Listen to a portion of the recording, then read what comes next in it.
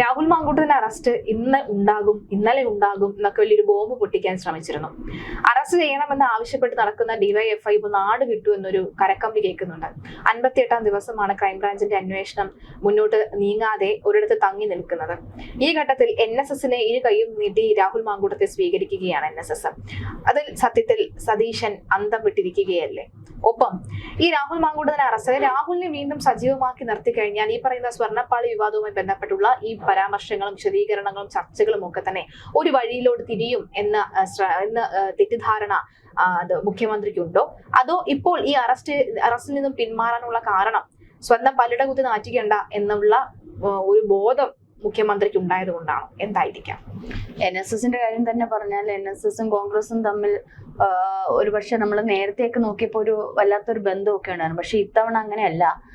സുകുമാരൻ നായർ പണി കൊടുത്തു, VD സതീശന് പണി കൊടുത്തു എന്ന് തന്നെ നമുക്ക് പറയേണ്ടിയിരിക്കുന്നു. ഒരു മലക്കമറച്ചിലുണ്ട്. പക്ഷേ ഈ ശബരിമല വിഷയം ഇങ്ങനെ കത്തി നിൽക്കുന്നത് കൊണ്ട് സുകുമാരൻ നായർക്ക് എന്ത് ചെയ്യണമെന്ന് അറിയാത്ത രീതിയിൽ അങ്ങോട്ട് ചായണോ ഇങ്ങോട്ട് ചായണോ എന്നുള്ളൊരു അവസ്ഥയിലാണ്. കോൺഗ്രസ് നേതാക്കന്മാരൊക്കെ പോയി കണ്ടിരുന്നു, അത് വെള്ളാപ്പള്ളി ഉൾപ്പെടെ. പക്ഷേ ഈ ഒരു ശബരിമല വിഷയം ഇത്തരത്തിൽ വരുമെന്ന് ഈ രണ്ട് നേതാക്കന്മാരും വിശ്വസിച്ചില്ല, സാമുദായിക നേതാക്കന്മാർ വിശ്വസിച്ചില്ല. അവർക്ക് ഇത് വല്ലാത്തൊരു അടിയായിരുന്നു. അല്ലെങ്കിൽ ഒരുപക്ഷെ CPMന് കൂട്ടായിട്ട് നിന്നുകൊണ്ട് ഈ പറയുന്ന അടുത്ത തെരഞ്ഞെടുപ്പിനെ പ്രതിനിധീകരിക്കാൻ അവർ തയ്യാറായതിന്. പക്ഷെ വിശ്വാസികൾ എത്രമാത്രം സുകുമാരൻ നായരുടെ ഒപ്പം ഉണ്ട് എന്നുള്ളത് നമുക്കറിയില്ല. ഏതായാലും NSSന് ഒരു പ്രത്യേക സ്നേഹം രാഹുൽ മാങ്കൂട്ടത്തിനോടുണ്ട്. ഒരു മുഖ്യ അതിഥിയായിട്ട് കാതിൽ അടിച്ചാണ് ഇത്തരത്തിൽ രാഹുലിന്. പിന്നെ രാഹുൽ അവിടുത്തെ MLA കൂടിയാണ്. എല്ലാ പരിപാടികളിലും രാഹുലിന്റെ പേര് പഠിക്കുന്നുണ്ട്. ഈ സാധാരണ ഈ സിനിമാ നടികളെയൊക്കെയാണ് വിളിക്കുന്നത്. പക്ഷെ ഇപ്പൊ രാഹുൽ ഇല്ലാത്ത പാലക്കാട് ഒരു ഇനോഗ്രേഷനും ഇല്ല എന്നുള്ളതാണ്. 19 കല്യാണം മാറ്റി വെച്ചിട്ടാണ്. അപ്പൊ 19 പേര് കല്യാണം. അപ്പം നമുക്ക് പൊതുവെ അറിയാം രാഹുലിന് ഇപ്പൊ അവിടെ ഒരു വല്ലാത്ത ഇമേജ് ഉണ്ട്. അത് ഈ കുപ്രസിദ്ധി ഉള്ള ഒരു ഇമേജ് മാത്രമല്ല, സാധാരണ ഇത്തരത്തിലുള്ള എന്തെങ്കിലുമൊക്കെ പ്രശ്നങ്ങൾ വരുമ്പോൾ അത് കുപ്രസിദ്ധിയാണ് വരുന്നത്. പക്ഷെ ഇത് അങ്ങനെയല്ല, നേരെ ബൂമറാങ് പോലെ കുറച്ചുകൂടെ മാറി ഒരു വല്ലാത്തൊരു താരപരിവേഷമാണ് രാഹുലിന് കിട്ടിയത്. അത് ഒരുപക്ഷെ മുൻപുണ്ടായതിനേക്കാൾ കൂടുതലൊരു അതിന് കാരണമുണ്ട് ശ്രീജ. കാരണം ഈ ഉമ്മൻചാണ്ടിയുടെ കാലഘട്ടം മുതൽ കോൺഗ്രസിനെ ഇത്തരത്തിൽ സ്ത്രീ വിഷയവുമായി ബന്ധപ്പെടുത്തി പ്രതിപക്ഷം ഈ ഭരണപക്ഷം ഇങ്ങനെ പല രീതിയിൽ ഹനിക്കുന്നത് കൊണ്ടായിരിക്കാം ഉമ്മൻചാണ്ടിക്ക് ഉണ്ടായ ഒരു അനുഭവം ഇനി മറ്റൊരു നേതാക്കൾക്കും ഉണ്ടാകരുത്. അത് ഒരുപക്ഷെ CPMലാണെങ്കിലും BJPക്കാരും ഉണ്ടാവരുത്. ജനങ്ങൾക്ക് ഇപ്പോൾ ഒരു ബോധമുണ്ട്, സ്ത്രീ വിഷയത്തിൽ നേതാക്കന്മാരെ പെടുത്തരുത് എന്നുള്ളത്. മിക്കത് ഹണി ട്രാപ്പുകൾ വരുന്നുണ്ട്. ഇതൊക്കെ സോഷ്യൽ മീഡിയ കൈകാര്യം ചെയ്യുന്ന ജനങ്ങൾക്ക് ഇതൊരു ബോധമുണ്ട്. അതുകൊണ്ടായിരിക്കും സ്ത്രീ വിഷയം ഇപ്പൊ അങ്ങോട്ട് ഏക്കാത്തത്. രാഹുലിന്റെ ഭാഗത്ത് പൂർണ്ണമായും ശരിയുണ്ട് എന്ന് നമ്മൾ പറയുന്നില്ല. പക്ഷെ തെറ്റുകൾ ഒരു ഭാഗത്ത് നിൽക്കുമ്പോഴും അതിനകത്തൊരു ന്യായം കാണുന്നത് ഈ പറയുന്നോണം ഒരു കുട്ടിയെ അല്ലെങ്കിൽ ഒരു പെൺകുട്ടിയെ കൊണ്ടുവന്ന് റൂമിലിട്ട് ഈ ക്രൂരമായി റേപ്പ് ചെയ്ത ഒരു വ്യക്തി ആയിട്ടല്ലല്ലോ. ഈ പറയുന്നത് പോലെ അദ്ദേഹത്തിന്റെ സ്വകാര്യ നിമിഷത്തിൽ ഇരു വ്യക്തികൾക്കും ഉണ്ടായ സന്ദർഭത്തിൽ ഉള്ള കാര്യമാണ്. അത് അദ്ദേഹത്തിന്റെ സ്വകാര്യ ജീവിതം അദ്ദേഹം എങ്ങനെയാന്ന് വെച്ചാൽ കൈകാര്യം ചെയ്യും. കാരണം പരാതിക്കാരി ഇല്ലാത്തടത്തോളം കാലം അത് അദ്ദേഹത്തിന്റെ സ്വകാര്യത നിറഞ്ഞ ജീവിതമാണ് എപ്പോഴും നമ്മൾ ചർച്ച പറയുന്നത് പോലെ. അതുകൊണ്ട് അതൊക്കെ ജനങ്ങൾക്ക് ഒരുവിധം ബോധ്യപ്പെട്ടു. പിന്നെ ഈ പരാതി കൊടുത്തവരുടെ ഈ ചാറ്റുകളൊന്നും വലിയ ഇതായിട്ട് ഏശിയില്ല. കാരണം അത് ഈ പറയുന്നോണം ക്രൈംബ്രാഞ്ചിന് തന്നെ മനസ്സിലായിട്ടുണ്ട്. അത് ഒരു പെറ്റി കേസ് പോലും ഫയൽ ചെയ്യാനുള്ള കേസായിട്ട് വരുന്നില്ല എന്നുള്ളതാണ്. ഇപ്പോൾ ഏതെങ്കിലും തരത്തിലൊരു ചാറ്റ് ഉണ്ടെങ്കിൽ തിരിച്ചും ചാറ്റുകൾ കാണുമല്ലോ. ആ ചാറ്റുകൾ കാണുമ്പോൾ എന്ത് വെച്ചാണ് ക്രൈംബ്രാഞ്ച് ഈ പോലീസും ഒക്കെ ഒരു ലോക്കൽ പെറ്റീഷനെങ്കിലും രാഹുലിന് കൊടുക്കാൻ പറ്റുന്ന ചാറ്റുകളല്ല. ഒരു സ്വാഭാവികമായിട്ട് എല്ലാ ആൺകുട്ടികളും പെൺകുട്ടികളും തമ്മിലുള്ള ചാറ്റുകളായിരിക്കാം. നമുക്ക് അങ്ങനെ പ്രതീക്ഷിക്കാം. കുറെ ചാറ്റുകൾ നമ്മളും കണ്ടു. ഈ പറയുന്നത് പോലെ മറ്റത് മാത്രമാണ്, വോയിസ് ക്ലിപ്പ് മാത്രമാണ് ഇപ്പോൾ രാഹുലിനെ പൂട്ടാൻ വേണ്ടി പല രീതിയിൽ നോക്കുന്നുണ്ട്. രാഹുലിന്റെ ഫോണുകൾ ഹാക്ക് ചെയ്യുക, അതിന് വേണ്ടുന്ന പ്രത്യേക ആൾക്കാരെ CPM തന്നെ നിയോഗിച്ച് രാഹുലിന്റെ പുറകെ തന്നെ വിട്ടിട്ടുണ്ട്. അപ്പൊ ഏത് തരത്തിലും രാഹുലിനെ എങ്ങനെയെങ്കിലും ഒരു കേസിൽ അകപ്പെട്ട് ഒരു ദിവസമെങ്കിലും കുറച്ച് മണിക്കൂറത്തേക്കെങ്കിലും ഒന്ന് ജയിലിൽ കയറ്റിയാൽ, ഒന്ന് അഴിക്കുള്ളിലാക്കിയാൽ അത് ഒരു പക്ഷേ ശബരിമല വിഷയം അതിലേക്ക് അങ്ങ് മുങ്ങാൻ സാധ്യതയുണ്ട്. അതിന് വേണ്ടുന്ന എല്ലാ ശ്രമങ്ങളും നടത്തുന്നുണ്ട്. കാരണം ഈ പറഞ്ഞതുപോലെ വിവാദമാക്കാൻ എങ്ങനെയാണ്, അതായത് ഈ ശബരിമല വിഷയത്തിലേക്ക് രാഹുലിന്റെ വിഷയം കൊണ്ടുവന്നു കഴിഞ്ഞാൽ അതിലേക്ക് പോകും. കാരണം മറ്റേത് നേതാക്കന്മാരെ ഇട്ട് ഒന്നും ഇത്തരത്തിലുള്ള കുത്തിയാലും വലുതായിട്ട് യേശുവില്ല. കാരണം ഒരു താരപദവിയുള്ള രാഹുൽ, ഷാഫി, വിഷ്ണു, പിന്നെ ഈ പറയുന്ന അങ്ങനെ കുറച്ച് കോൺഗ്രസ് നേതാക്കളുടെ ഇടയിലാണ്. പിന്നെ VD അങ്ങനെ പെട്ടെന്ന് തൊട്ട് കളിക്കാനും പറ്റില്ലല്ലോ. അപ്പൊ എന്തും ഷാഫിക്ക് നേരെ ഒരെണ്ണം നമ്മൾ പേരാമ്പ്രയെ കണ്ടതാണ്. പോലീസിന്റെ ഭാഗത്തു നിന്നും ഒരുപക്ഷെ CPM പാർട്ടിയുടെ ഭാഗത്തു നിന്നും ഉണ്ടായ കലാപമാണ്. അത് UDFന്റെ മേൽ ചാരാൻ പലവിധ ശ്രമങ്ങളും ശ്രമിച്ചു.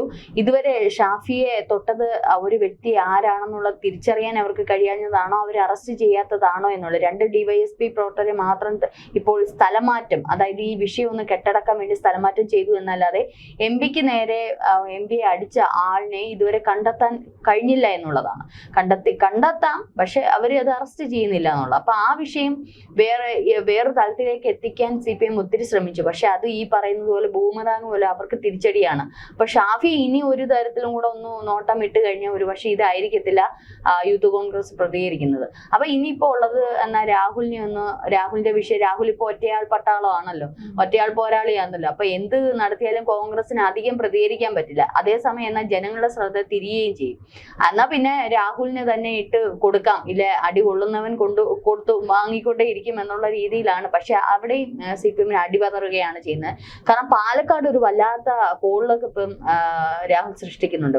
രാഹുൽ നിരവധി പദ്ധതികൾ നടപ്പിലാക്കുന്നുണ്ട്. ഒരു MLA എന്നുള്ള രീതിയിൽ ഫണ്ടുകൾ കൃത്യമായി വിനിയോഗിക്കുകയും കൃത്യമായ രീതിയിലുള്ള പ്രവർത്തനങ്ങളാണ് അവിടെ കാഴ്ചവെക്കുന്നത്. അത് ഒരുപക്ഷെ CPM മേഖലകളിൽ പോലും രാഹുലിന്റെ ഒരു തേരോട്ടം നടത്തുന്നുണ്ട്. അപ്പൊ ഒന്ന് തെരഞ്ഞെടുപ്പിനെ സ്വാധീനിക്കാൻ വേണ്ടിയിട്ട് CPM രാഹുലിനെ വീണ്ടും അടിച്ചിടുക, പാലക്കാട് അടിച്ചിട്ടെങ്കിലേ പറ്റൂ. രണ്ടാമത് ശബരിമല വിഷയം മുക്കുക, പിന്നെ ഈ പറയുന്ന ED സമൻസ് ഉൾപ്പെടെയുള്ള നിരവധി കാര്യങ്ങൾ മുക്കുക. അതിന് ഏതെങ്കിലും ഒരു പ്രതിപക്ഷ നേതാവിനെ ഒന്ന് കൊലയ്ക്ക് കൊടുത്താലേ മതിയാവൂ എന്നതാണ് CPMന്റെ ഇപ്പോഴത്തെ നിലപാട്. പക്ഷെ ഇതൊന്നും ശരിയാവുന്നില്ല. ശബരിമല വിഷയം നോക്കൂ, ഏത് തരത്തിലാണ് ഇപ്പൊ നിൽക്കുന്നതെന്ന് നോക്കൂ ശ്രീജ.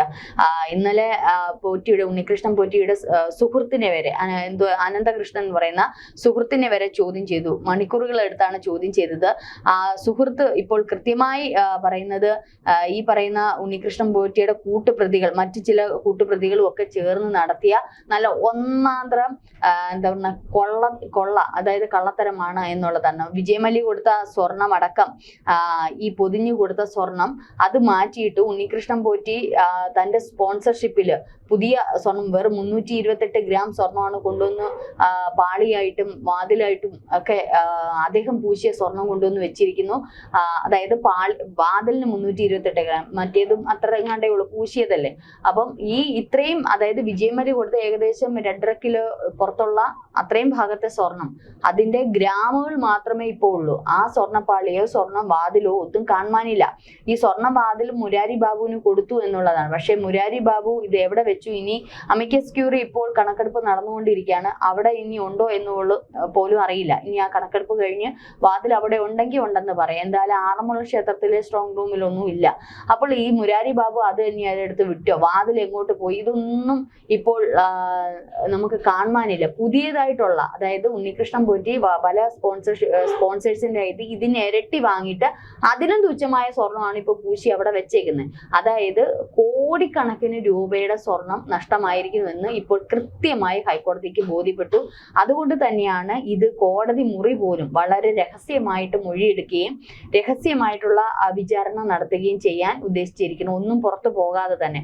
കാരണം പുറത്തു പോവുകയാണ് ഒരുപക്ഷെ അഡ്വക്കേറ്റും മറ്റുള്ള കാര്യങ്ങളൊക്കെ ആവുകയാണെങ്കിൽ ഒരുപക്ഷെ ഈ ഒരു അന്വേഷണത്തിന് വിലങ്ങുതടിയാവാൻ സാധ്യതയുണ്ട്. കാരണം രാഷ്ട്രീയ പാർട്ടിക്കാരും ഭരണപക്ഷമൊക്കെ ഇതിനകത്തുള്ളത് കോടതിക്ക് ബോധ്യപ്പെട്ടിട്ടുണ്ടായിരിക്കാം.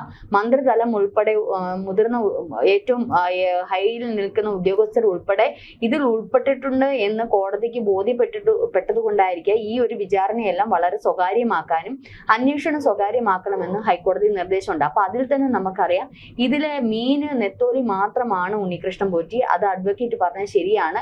ഇതിലെ വമ്പൻ സ്രാവുകളും തിമിംഗലങ്ങളും ഒക്കെ പുറമേ ഉണ്ട് എന്നുള്ളതാണ്. ഒരുപക്ഷെ മുരാരി ബാബുവിനേക്കാളും മന്ത്രി കടകംപള്ളിയിലേക്കൊക്കെ പോവാൻ സാധ്യതയുണ്ട്. കാരണം ഇത് 2019 നമ്മൾ എല്ലാ ചർച്ചയും പറയുന്നത് പോലെ സ്ത്രീ പ്രവേശന സമയത്ത് നടന്ന ഒരു സംഭവം ഒരിക്കലും ഉദ്യോഗസ്ഥർക്ക് മാത്രം ചെയ്യാൻ പറ്റുന്ന സംഗതിയല്ല. ഇനി അവിടെ ഉള്ള ശബരിമലയിലുള്ള ദേവസ്വം ബോർഡ് ജീവനക്കാരെല്ലാരും കൂടെ ശ്രമിച്ചാൽ പോലും ഇത്തരത്തിലുള്ള ഒരു കൊള്ള നടത്താൻ പറ്റില്ല. കാരണം ആരെങ്കിലും ഒക്കെ ഒരാള് എവിടെ കൊടുക്കും? സൂചനകൾ കൊടുക്കാതിരിക്കത്തില്ലല്ലോ. മന്ത്രിതലത്തിൽ ഇങ്ങനെ പാളി എടുത്തോണ്ട് പോയി എന്നുള്ളത് ഏതെങ്കിലും ഒരു വ്യക്തി കൊടുക്കുമല്ലോ. അപ്പൊ അവരുടെയൊക്കെ കണ്ണ് വെട്ടിച്ച് ചെയ്യണമെന്നുണ്ടെങ്കിൽ കടകംപള്ളിയും മുഖ്യമന്ത്രിയെ അറിയാണ്ട് ചെയ്യാൻ പറ്റില്ല. ഇത് പച്ചയായ സത്യമാണ്. ഇതിനെ എങ്ങനെ തടയിടണം? ഇതിന് വിരളി പൂണ്ട് നടക്കുകയാണ് മന്ത്രിമാരും മുഖ്യമന്ത്രിയൊക്കെ. എങ്ങനെ തടയിടണം എന്ന് അവർക്ക് തന്നെ അറിയില്ല. അതുകൊണ്ട് തന്നെയാണ് അവര് അമിത്ഷായെ കാണുന്നു, PM ശ്രീ പദ്ധതി നടപ്പിലാക്കാൻ ശ്രമിക്കുന്നു, ഈ പറയുന്ന നിരവധി കേന്ദ്ര പദ്ധതികളുമായിട്ട് ഇങ്ങനെ സഹകരിക്കാൻ ശ്രമിക്കുന്നു.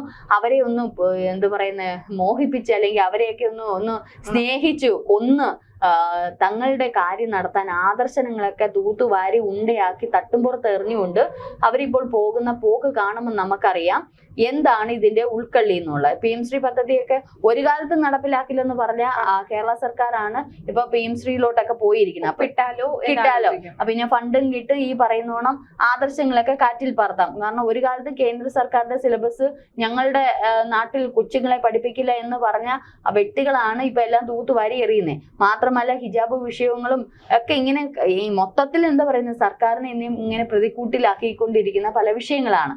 ഇതിപ്പം അവിടെ പിടിക്കണോ ഇവിടെ പിടിക്കണോ, എവിടെ പിടിച്ചാലും ഒന്ന് പിടി കിട്ടും എന്നുള്ളൊരു അവസ്ഥയിലാണ് ഇപ്പോൾ സർക്കാർ ഉള്ളത്. അപ്പൊ തീർച്ചയായിട്ടും ഇതിൽ നിന്നൊക്കെ ഒരു മാറ്റം ഉണ്ടെങ്കിൽ ഇനിയിപ്പോ ഇരിക്കട്ടെ, ഒരു വെടിയുണ്ട രാഹുലിന് ഇട്ടൊരു ഉണ്ട കൊടുക്കുക, രാഹുലിന് ഒരു ദിവസം ഒന്ന് അറസ്റ്റ് ചെയ്താൽ മുഴുവൻ ജനങ്ങളുടെ സ്ഥലത്ത് അങ്ങോട്ടേക്ക്, അപ്പൊ കുറച്ച് ദിവസത്തേക്ക് അങ്ങോട്ട് പോകും. ഇപ്പൊ ഒന്ന് ആലോചിച്ച് നോക്കൂ, സന്ദീപ് വാര്യരെ കുറച്ച് ദിവസത്തേക്ക് ജയിലിലിട്ടു. ഷാഫിക്ക് ഇത്തരത്തിലുള്ള ഒരു പ്രശ്നം വന്നപ്പോഴത്തേന് ശബരിമല വിഷയം ഒന്ന് താന്നുപോയി. പക്ഷെ ഇതിപ്പോ BJP കൃത്യമായിട്ട് ഏറ്റെടുത്തിരിക്കുകയാണ്. BJP ആദ്യമൊക്കെ തണുത്തിരുന്ന BJP ഇപ്പോൾ കൃത്യമായി അത് ഏറ്റെടുത്ത് നല്ല രീതിയിൽ പ്രതിഷേധിക്കുകയും വേണ്ടുന്ന കഴിഞ്ഞ് CBI അന്വേഷണം വേണമെന്നും പറഞ്ഞുകൊണ്ട് അതിനും മുന്നോട്ട് പോവുകയാണ്. അപ്പൊ ഇതുവരെ SITയുടെ അന്വേഷണത്തിൽ ഇന്നലെ ഞാൻ അറിഞ്ഞ SIT അന്വേഷണ ഉദ്യോഗസ്ഥൻ ഈ പറഞ്ഞതുപോലെ കുറച്ച് CPM ചായ്വുണ്ട് എന്നുള്ള രീതിയിലൊക്കെ ഇങ്ങനെ ഒരു വാർത്തകൾ വരുന്നത്. അങ്ങനെയാണെങ്കിൽ ഒരു പക്ഷെ വീണ്ടും പ്രതിപക്ഷം കത്തിക്കയറും, കോടതിയെ സമീപിക്കും, ഈ പറഞ്ഞ കേന്ദ്രത്തെ സമീപിക്കാൻ സാധ്യതയുണ്ട് BJP. അങ്ങനെയെങ്കിൽ ഇത് CBI അന്വേഷണം വേണം എന്നുള്ള രീതി. കാരണം ഏത് തരത്തിലാണെങ്കിലും ഇത് കണ്ടെത്തിയിരിക്കും. അത് കൃത്യമായ ഉണ്ണികൃഷ്ണൻ പോറ്റിയെ അങ്ങ് പ്രതിയാക്കി അയാളെ മാത്രം അങ്ങ് കൂട്ടിലാക്കാന്ന് ഈ പറഞ്ഞോണം തീരുമാനിച്ചിട്ടേ നടക്കുന്ന കാര്യമാണ്. പെണ്ണ കേസിൽ കുടുക്കിയാണ് മറയ്ക്കാൻ ശ്രമിച്ചത്. അതെ, മറ്റാരെങ്കിലും കുടുക്കി മറയ്ക്കാൻ ഇല്ല, ഇനി പെണ്ണു കേസ് ഒന്നും ഇവിടെ വരാൻ സാധ്യത ഏശത്തില്ല. പിന്നെ ഈ അഴിമതി നടത്താൻ വേണ്ടി കോൺഗ്രസേ ഇപ്പൊ പിച്ചച്ചട്ടി എടുത്തോണ്ടിരിക്കുക. അപ്പൊ ഇനിയിപ്പോ അത് നടക്കത്തില്ല. പിന്നെ വേറെ ഏത് കാര്യം ഒന്നും ഇവർക്ക് പ്രത്യേകിച്ച് ഭരണത്തിരിക്കുന്നവർക്ക് പ്രത്യേകിച്ച് ഒന്നും ഇല്ലല്ലോ. ഈ പെണ്ണ് കേസ് ഇനിയിപ്പോ രാഹുലിന്റെ വേറെ ഏതെങ്കിലും തരത്തില്ല, രാഹുൽ ഇപ്പൊ കല്യാണം കഴിക്കുന്നു എന്ന് പറഞ്ഞുകൊണ്ട് ഇടയ്ക്ക് ഒരു വാർത്ത വന്നു. അതിലും പ്രശ്നം ഒന്ന് ആലോചിച്ച് നോക്ക്. എന്നാ ഒരു പെൺകുട്ടിയെ ഇത് ചെയ്തു, എന്നാ അവരുടെ സ്വകാര്യത പറഞ്ഞ ജീവിതമല്ലേ, ആ പെൺകുട്ടിയെ വിവാഹം കഴിക്കുന്നതിൽ എന്താ പ്രശ്നം? ഇതുവരെ ആ കുട്ടിയെ ചതിച്ചു എന്ന് പറഞ്ഞായിരുന്നു പ്രശ്നം. എന്നാ പെൺകുട്ടിയെ വിവാഹം കഴിക്കാന്ന് പറഞ്ഞപ്പോ ആ പെൺകുട്ടിയും കൂടെ ഒത്തുചേർന്ന് തെരഞ്ഞെടുപ്പ് വരെ നിലനിർത്താനുള്ള പദ്ധതിയാണെന്ന് പറഞ്ഞു അതിനും വിഷയം. ഇനിയിപ്പോ ഏത് തരത്തിലാണെങ്കിലും രാഹുലിനെ ഇട്ടൊന്നും കുത്താന്ന് വെച്ചാൽ ഇനിയിപ്പൊ നടക്കത്തില്ല, പഴയതുപോലെ ഏശത്തില്ല. പിന്നെ രാഹുലിനെ പാലക്കാട് അഴിമതി എന്ന് പറഞ്ഞുകൊണ്ട് നടന്നാൽ രാഹുൽ അവിടെ രാഹുലിന്റെ കയ്യിൽ ഇരിക്കുന്നതും കൂടെ ചേർത്ത് ഇപ്പൊ അവിടെ ഉള്ളവർക്കെല്ലാം ഇത് നടത്തുന്നുണ്ട്. കാരണം രാഹുൽ മാങ്കൂട്ടത്തിന് ഇനി അവിടെ പിടിച്ചിരുന്നെങ്കിലേ പറ്റൂ. കാരണം കരിയർ മൊത്തം പൊളിഞ്ഞ് പാളീസായിട്ടിരിക്കുക. അപ്പൊ ഈ ഒരു സന്ദർഭത്തിൽ പാലക്കാട് ഏറ്റവും നല്ല കാര്യങ്ങൾ ചെയ്തെങ്കിലേ രാഹുലിന് അടുത്ത തെരഞ്ഞെടുപ്പിൽ അറ്റ്ലീസ്റ്റ് സ്വതന്ത്രനായിട്ടെങ്കിലും മത്സരിച്ച് മുന്നേറാൻ പറ്റും, ഈ ഒരു രാഷ്ട്രീയ ഭാവി നഷ്ടപ്പെടാതെ ഇരിക്കാൻ പറ്റും. അതുകൊണ്ട് രാഹുൽ അത് കൃത്യമായിട്ടും അവിടെ വിനിയോഗിക്കുന്നുണ്ട്. ഇനി അതിൽ അഴിമതിയുണ്ട് എന്ന് ആരോപിച്ച് കണ്ടെത്താനും സാധിക്കുന്ന കാര്യമല്ല. അപ്പൊ അതുകൊണ്ട് മൊത്തത്തിൽ വെട്ടിലായിരിക്കുന്ന CPM എന്ത് ചെയ്യണമെന്നുള്ള അറിയാത്തൊരിതാ. പക്ഷെ എനിക്കിവിടെ ഈ ഒരു ശബരിമല വിഷയത്തില് ഈ പറയുന്ന നിലവിൽ അന്വേഷണം ഓക്കെയാണ്. പക്ഷെ ഇതിന്റെ ഒരു ഫൈനൽ റിസൾട്ടിലേക്ക് വരുമ്പോൾ ഇത് മറുകണ്ടം ചാടി വീണ്ടും ഉണ്ണികൃഷ്ണൻ പോറ്റിയിലേക്കും മുരാരി ബാബു അങ്ങനെയുള്ള കുറച്ച് ചെറു മീനുകളിലേക്ക് മാത്രം വരുമോ എന്നുള്ളതാണ്. കാരണം ഇത് വ്യക്തമായിട്ട് ഒരു കാര്യം നമുക്കെല്ലാം അറിയാം, ഇത് ഒരിക്കലും അന്നത്തെ ദേവസ്വം മന്ത്രിയോ അല്ലെങ്കിൽ മുഖ്യമന്ത്രി അറിയാണ്ട് ഈ കള്ളത്തരം നടക്കത്തില്ല. കാരണം വെറും 5-6 ക്ഷേത്രങ്ങൾ മാത്രമേ ഉള്ളൂ ഇത്രയും അല്പമെങ്കിലും പണം കിട്ടുന്നത്. അതായത് സാമ്പത്തിക ലാഭമുള്ള ക്ഷേത്രങ്ങൾ 5-6 ക്ഷേത്രങ്ങളേ ഉള്ളൂ. ഈ 6 ക്ഷേത്രങ്ങൾ പോലും കൃത്യമായിട്ട് ദേവസ്വം മന്ത്രിക്ക് നോക്കാൻ അറിഞ്ഞുകൂടാന്നെങ്കിൽ ഒരു ദേവസ്വം മന്ത്രിയും ഒരുത്തനും ഇതിനകത്ത് ഈ സ്ഥാനത്ത് ഇരിക്കാൻ യോഗ്യതയില്ല എന്ന് തന്നെ പറയേണ്ടിയിരിക്കും. അപ്പൊ ഈ 6 ക്ഷേത്രങ്ങളുടെയും കണ്ണ് എന്തായാലും ദേവസ്വം മന്ത്രിയുടെ കണ്ണിൽ കാണും അല്ലെ, ഒരിക്കലും അതിൽ നിന്ന് നിന്ന് കണ്ണ് വെട്ടിക്കാൻ പറ്റില്ല. പ്രത്യേകിച്ച് ശബരിമലയിൽ അന്ന് ആ വിഷയം നടക്കുന്ന സന്ദർഭത്തിൽ 2 കണ്ണല്ല, കയ്യും കാലും ഈ മന്ത്രിയുടെ അവിടെ ഉണ്ടായിരിക്കും. അപ്പൊ മന്ത്രി അറിയാണ്ട് അവിടെ ഒന്നും മോഷ്ടിക്കാൻ പറ്റില്ല. അങ്ങനെ അറിയുവാണെങ്കിൽ ഈ ജീവനക്കാർക്ക് ഒരു ഭയം വരും. കാരണം നമ്മൾ ഈ ചെറിയ പൊട്ടും പൊടിയൊക്കെ മോഷ്ടിക്കുകയാണെങ്കിൽ ഓക്കെ, എന്തെങ്കിലുമൊക്കെ കളർ. പക്ഷെ ഈ ഉണ്ണിയപ്പത്തിലോ അരവണയിലോ നെയ്യിലോ ഒക്കെ എന്തെങ്കിലുമൊക്കെ അഴിമതി കാണിച്ചാലും ഒരു പക്ഷെ ക്ഷമിക്കാന്നല്ല, കണ്ടുപിടിക്കില്ല, അല്ലെ കണ്ടുപിടിച്ചാലേ എന്തെങ്കിലും ചെയ്യും. പക്ഷെ ഈ എന്നും ശ്രീകോവിലിന്റെ ഇത്രയും കോടികൾ വില മതിക്കുന്ന സംഗതി എടുക്കണമെന്നുണ്ടെങ്കിൽ അതിന് മുകളിൽ ഒരു ബലം കൊടുക്കാതെ മോളിൽ നിന്ന് നല്ല എന്ത് വന്നാലും ഭരണ തലപ്പത്തുള്ള ഇരിക്കുന്നു നോക്കുമെന്നൊരു ഇത് കൊടുത്തത് കൊണ്ട് മാത്രമാണ് ഇത് പോയത്. പിന്നെ ഈ പറയുന്നോണം പത്മകുമാറും ബാക്കിയുള്ളവരൊക്കെ ആ സമയത്ത് ഇല്ലായിരുന്നു എന്നുള്ള ഒരു വാർത്തകളും കിട്ടുന്നുണ്ട്. ഇതിലെ സത്യം എന്താണെന്നുള്ളത് നമുക്കറിയില്ല.